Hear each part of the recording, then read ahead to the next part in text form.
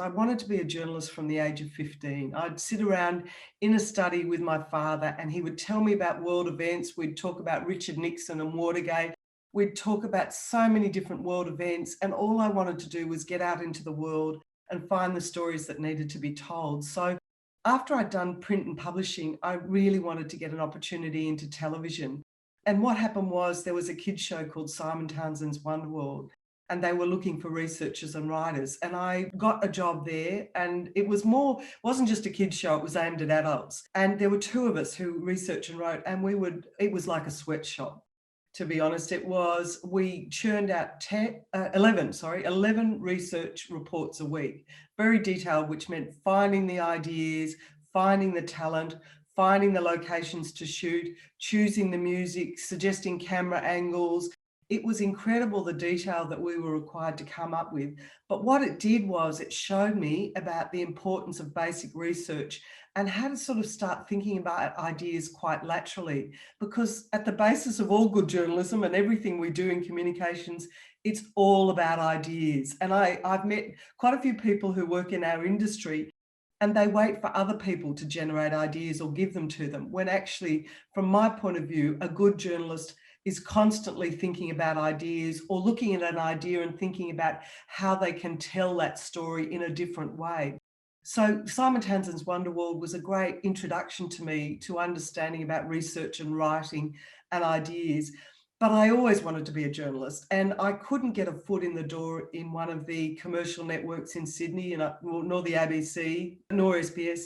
So my father encouraged me to use some initiative and go and door knock on some of the regional stations. And I drove up to Newcastle and I met the then news director, Murray Finlay. About 6 weeks after I'd met Murray, he rang and offered me a job as an on-the-road reporter at Newcastle. And I was off doing stories, anything from the closing down of the BHP to house fires, to terrible multiple fatalities, to stories with neighbourhood disputes, anything and everything, because that's what regional television and regional reporting is all about. And it was an absolutely wonderful training ground, because you would go in there as a reporter, but that didn't mean on weekends you weren't acting chief of staff, or there were other roles that were just thrown at you, because it wasn't a big newsroom. And I learned so much in that time. But what I also learned was I was not much as good as a reporter. I couldn't walk and talk at the same time and do it comfortably. I can sit down and I can talk to people, but reporting and looking down the barrel of a camera, doing a piece to camera, was not my speed. So I started thinking of what I wanted to do next, and I came up with an idea for a television show. And I was down in Sydney one weekend from Newcastle, and I mentioned it to a mate of mine who is a very senior producer and worked at Australian Story for a long time, Helen Grasswell. And I said, we should really do a show on what you could do in Sydney. And in those days, there was nothing similar to that. Nobody was really thinking about what we could do in our downtime. So Helen and I put together a proposal. I was 23, she was 28. And I was still working in Newcastle, and we pitched it to Channel 9. It didn't get a look in, but we pitched it to the managing director of Channel 7, a guy called Ted Thomas, and we landed a television show. And I've rarely talked about this because it's just not in our psyche as women to really talk about those defining events where actually you've achieved a lot at a young age, but you don't really trade on it. That's one thing that women don't do, which men do very successfully. So in this case, we got a television show off the ground. It was a primetime show at 7 o'clock on a Friday night. Our competition was MASH, which was the biggest show in the world at that time. But Helen and I had to form a production company. We had to employ staff. We had to research. We had to find our reporters. We reported ourselves. We went out with crews and shot stories. We came back in, we had the midnight to dawn editing shifts, which were just appalling at Channel 7. We literally created a show from nothing. And so I learned so much doing that during that period. It was so invaluable for me that it was just, I can't put in words how fortunate we were to have got that show off the ground. And that actually determined what the rest of my career would look like, because I then learned instinctively what journalism was about, what storytelling was about, what producing was about, how to run a company. After Weekend Sydney finished, I then went into breakfast television and I worked for both Good Morning Australia and the Today Show when it was hosted by Liz Hayes and George Negus. So I did that for a number of years. And then I was offered a gift at 60 Minutes and I went off to become an associate producer on 60 Minutes when it was the biggest show in Australia, and where all you had to do was generate ideas overseas and you'd be given an American Express card and $5,000 and you'd be, off seeing the world. Since 60 Minutes, I've worked at 7, I've worked at 9, I've worked at 10, I've worked at the ABC and SBS, all in senior production roles. I've also worked at Foxtel. I've worked, on 60 Minutes, Sunday, Witness with Yarn Event, the Today Show, Good Morning Australia, lots of different shows. But in 2000 and whatever it was, early 2000, I joined Andrew Denton and we had a production company together and we spent 10 years working together. I think probably the 10 years I spent working with Andrew was a career highlight. We had a production company that was founded on Enough Rope. It was an interview show. It ran for 6 years on the ABC, was very popular. And we did guests from all over the world. We traveled all over the world. We told wonderful, Sir David Attenborough, Steven Spielberg, you name it, Helen Mirren. We did those interviews. And that gave us a platform to create a very thriving, innovative production company that was all about being entrepreneurial. And it allowed us, to actually employ a lot of digital natives and creatives and hang out that shingle and actually attract a lot of creative talent. And we created so much original content. We created The Gruen Transfer. We created Hungry Beast, which was all about digital natives. We created Elders, Country Town Rescue, documentaries on mental health like Angels and Demons. We created programs that were across the networks and across all the genres. We did comedy, drama, entertainment, documentary, factual, everything. And we built up a really successful company, but that company was based on really good people. Around us, we had the best people in the industry. 8 years ago, before streaming was everywhere, we had 7 original shows on air across the networks. And you couldn't possibly do that today. So to me, that was a really exciting time. It was ideas, it was entrepreneurship, and it was actually just creating great content and giving people a great opportunity. So that was a highlight. We worked together for 10 years and then I was headhunted by ITV Studios in Britain to run their Australian operations here. And interestingly enough, I was up against 4 men and I thought I had Buckley's, but the American who interviewed each of us, he'd flown from Los Angeles to do the interview in Sydney, asked me about 60 Minutes and realised anybody who'd worked in 60 Minutes and worked on the programs that I had understood ideas. And so that's what he was looking for. So I had a wonderful time working with ITV. But after ITV, and I think lots of women will relate to this, I actually hit the glass ceiling. In spite of running a very large production company and being one of few women here in Australia to do so, to be managing director of anything in media, I hit that glass ceiling. So I had to pragmatically reassess my career and I went off and did the company director's course, and I now sit on various boards, including Women in Media, Chief Executive Women. When I was offered the job at ITV as the managing director, and when I knew that this very key executive was flying from America to Australia and he was only there for 24 hours, I was really nervous about meeting him. And then when I got the call to say I'd been successful, I can't tell you how I suffered from imposter syndrome and how angry I was with myself to even consider that, with all my career and all my history and everything heading in one direction to be the managing director of a company, I still questioned whether I had the capabilities to do it. And I know with men time and time and time again, that they don't necessarily have the capabilities, but they will find a way to do it. And I think women increasingly need to actually recognise that we do have the capabilities and we, like men, just need to find a way to do that job. I think because I grew up in an industry where I didn't have any female role models, I didn't have any female mentors. I worked almost entirely with men in senior positions. I'm not talking, there were a lot of, young women who were researchers and writers, even up to producer level, but not higher than that. Me earlier saying that I was a supervising producer was the highest that a woman really in the commercial television industry at that stage got to. There were no executive producer roles and above. So, or very rarely. Usually if there was, it would be in PR, but not in the production area and the ideas and journalism area, and not in newsrooms either.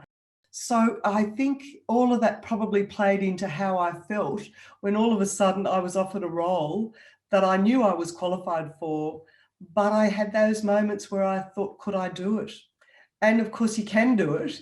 There aren't enough women in leadership roles. So, and most of us still look for role models or females who mentor, and also for women to open the door for other women. Unfortunately, not with all men, but with some men, there is unconscious bias. And so that exists, that is real, and it still exists. So I think in having more women, in influential women in senior leadership positions is all important, and will give other women a sense that they can achieve that role. And I look at government today, that's exactly the same. I want to see strong women in government and in leadership, and therefore I will feel more comfortable and more confident in what's happening. But like government, the media still requires women to be in those senior management positions, encouraging and fostering other women. I think also the importance of women is IQ is really important, no question. But there's no question that women have more EQ, more emotional quotient.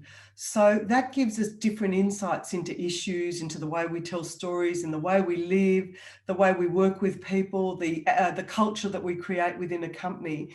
Women, for not all women, because there are still women who can be bullies and harass and all the rest of it. But fundamentally, we come at things in a different way. And it's important you have that reflected in the mix of people that you work with.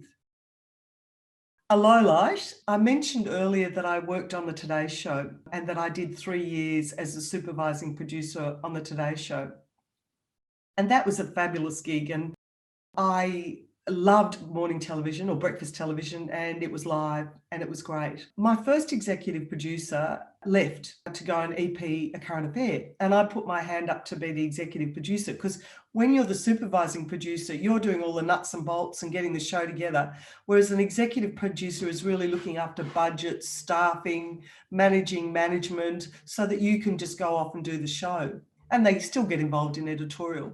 He left. I was turned down. This happened a second time. A man was brought in from outside. He lasted a year. I again put my hand up to replace him as the executive producer. Again, I was turned down. Even somebody like Liz Hayes went in to bat for me, our then host, to see if I could get the job as executive producer. But again, for a third time, a man was brought in, and he had very little experience in breakfast television. So I went home and I talked to my father, and he said, well, you've already done a lot. You don't need that crap. If you don't want to, just go in and resign. And I was in a position where I thought I could do that, and where I also thought that I had a career with opportunities that were facing me. So the next day I went in and resigned to the then head of news and current affairs, Ian Frickberg. And he was shocked, but I explained to him why I'd resigned. And I explained the fact that I'd been doing the job for 3 years and that 3 times I'd been passed over for a bloke. And I left his office. And the next day I got a call to come up and see him. And there on his desk was a contract and an offer to go to 60 Minutes for, and I was blown away. What he was offering me was a 2-year contract and a job as an associate producer on 60 Minutes. It didn't take me long to recognise that I would have been really foolish if I hadn't taken that opportunity. So I was able to parlay what was probably one of the lowest points in my career, and that lack of recognition of what I was doing for the Today Show, into a great opportunity. But that also came with some risk. When I went and saw Ian, it came with a risk that he would just show me the door, but I was prepared to back myself. I think in our industry, it's really important to be resilient.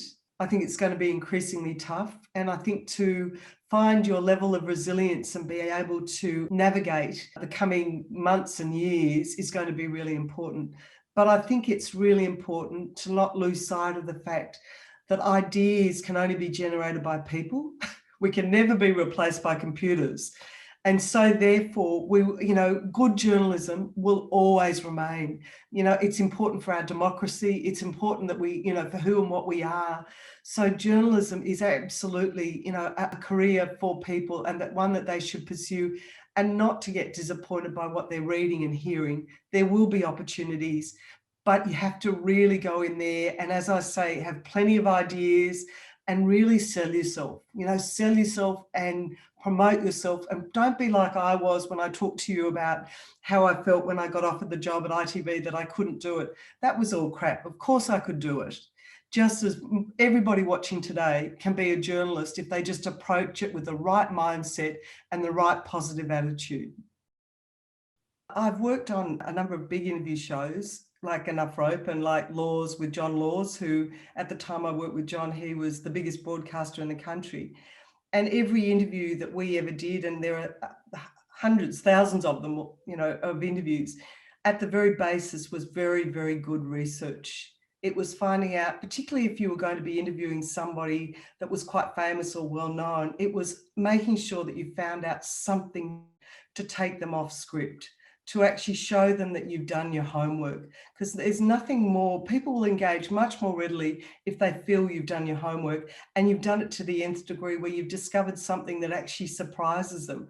And I can give you an example. Many years ago on Enough Rope, we did an interview with the comedian Mel Brooks. One of our researchers found an interview he'd done in Playboy in 1975, where he talked about being an 8-year-old boy walking into a convenience store in Manhattan with a gun and trying to hold up the shop owner with this gun and threatening him. It was meant to be playful and childish, but the shop owner then promptly got the police in and they gave him a real disciplinarian talk. Now, because we'd done the research and because we'd found this anecdote that took Mel Brooks back to when he was 8 in New York, growing up with his family, we got a completely different interview, because he was so charmed and thrown off kilter by the fact we'd done our homework. So when I talk about the art of the interview, it's actually showing somebody that you've really researched that story and you've found something that's going to impress them. Softly approach, no matter what the story, is a much better approach to get information out of people, because that way they want to engage with you and they're not immediately on the defensive. And secondly, I think the way you structure questions is all important. A question can actually unlock gold in the way that it's pitched. When Bill Clinton, the President of the United States, had just released his autobiography, we were in London to shoot an interview with him. And we'd workshop back in Australia what that interview should be. And a lot of people wanted to ignore the Monica Lewinsky question, where I was, we can't actually go and do an interview with Clinton at the height of when the Monica Lewinsky story was running and not actually ask him a question about it. So we went round and round and round in circles. And the main thing was, how do we get him off script so that he's not a president, but he's a father?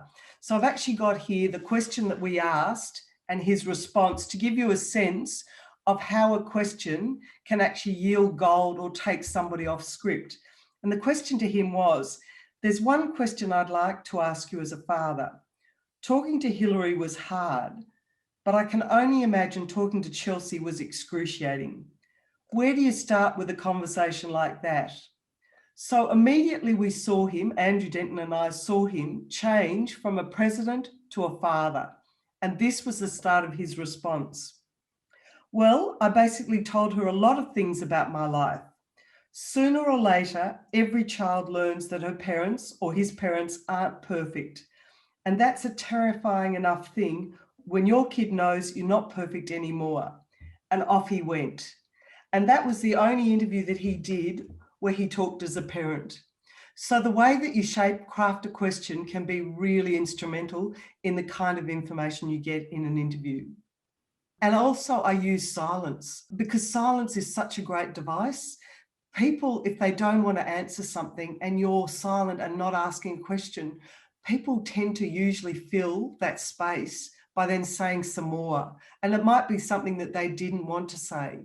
And so I think the devices of coming back and recircling at an appropriate time and going back, but in my experience, being aggressively coming back in that way is not going to yield you necessarily what you want. But then a use of a bit of silence can actually push somebody to say what they may have been wanting to say or what not wanting to say. It's a very, very good device. And too many of us talk too much and don't listen. And the other thing that I was going to say is often people are listening and they're hearing what's being said, but they're not hearing the nuance of what's being said. And I think as a journalist, we have to really understand, why is somebody saying that and what's the reasoning behind it and what's the nuance behind what they're saying. So it's not just the words they're using, and that's quite a skill. We did one interview with the actor Richard E. Grant, and part of Enough Rope was all about, getting to the heart of people's lives and discovering something new. And what had happened was, prior to the Richard E. Grant interview, Andrew had done an interview with Rachel Ward, the actress and wife of Brian Brown, the actor. And during that interview, Andrew had asked her, "What do you love about Brian?" And for whatever reason, it was a moment in her life where she teared up and got quite emotional. And she never forgave our program for doing that. So when Richard E. Grant came into the studio and sat down to do our interview, what we didn't realise was he was either staying with or very good friends with Rachel and Brian. And what they had said to Richard was, "You read up as much as you can about Andrew and turn the tables on him." And that's exactly what Richard E. Grant did. And that was one of the most fascinating pieces of television, because he took control of the interview because he'd done all his homework on Andrew. And when Andrew would ask him a question, he would ask a question back. But because he had done all his research and more, he turned that whole interview around, and Andrew was completely thrown by it. It was a fabulous piece of television. I just thought that's exactly what you want. You want something that's unpredictable rather than something that's predictable, because all good content is actually the unexpected, I hope. And in this case, this was unpredictable, but it made for magic television. You might be setting out to say something about a story, but then in your research, you discover something else that's actually much more compelling over here. And I think a lot of people get fixated on where they started from and the questions that they've got, but you should always follow what somebody says and be listening to what they say and go with where they're going, because you never know the gold at the end of that. And also there just might be a way that story becomes much richer as a result of that. In my career, I once did a story on, it started out, I was asked on the Sunday program, which used to be hosted by Jim Whaley, a current affairs show on 9, to research a story on organ donation.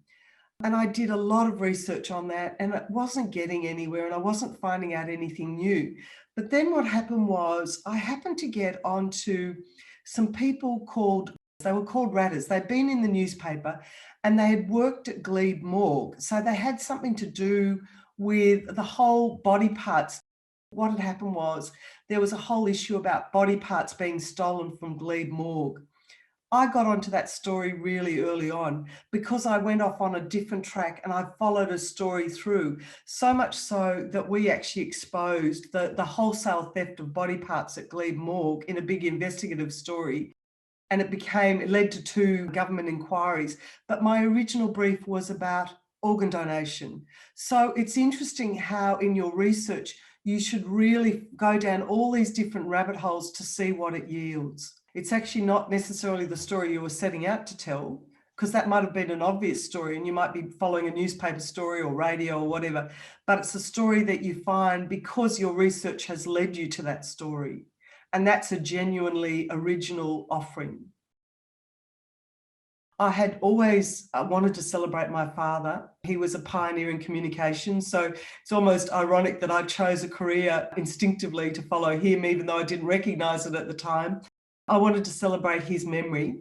And so I established a scholarship with the Walkley Foundation in 2013.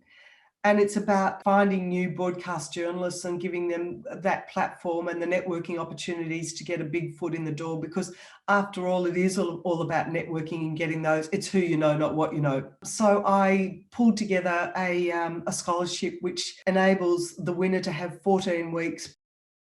They get to work at Channel 9 for 10 weeks. They work on the 9 News, they work on the Today Show, they work on a current affair, 9 Digital, They get a month working on 60 Minutes. They get a course at the Australian Film, Television and Radio School, which might be in presentation skills or producing, directing, editing. And they also get to work for a month at the Walkley Foundation and meet the Walkley judges, constantly networking and actually work on the Walkley Awards. And I just feel with the state of journalism that philanthropy is going to be more important in order to provide young people with opportunities. And so I'm hoping that others will see the value of the scholarship and will actually feel that that's a good thing to do. I've always been somebody who's mentored other women, and I've always thought that that was really important. And Caroline Jones, our patron and the former host of Australian Story, asked me if I'd like to become involved in women in media. And of course, I did want to, because I wanted to put something back into an industry that's been very good to me. And I always feel that if an industry's been good to you, you should certainly put something back. So she asked me to come, be involved. And I joined the board of Women in Media in about 2019. So I'm now a board member. It's a great collective of women. And I think we've all got the best interests of women in our hearts, heads and minds. It's just, that's what we look for. And I think that Women in Media is all about empowering other women. It's about networking opportunities. It's about actually having women who have your back and being able to talk to them about things. I think it's a great legacy for any of us to leave as women, to contribute to an organisation like this. And I encourage anybody who may be watching this who aren't members of Women in Media to join.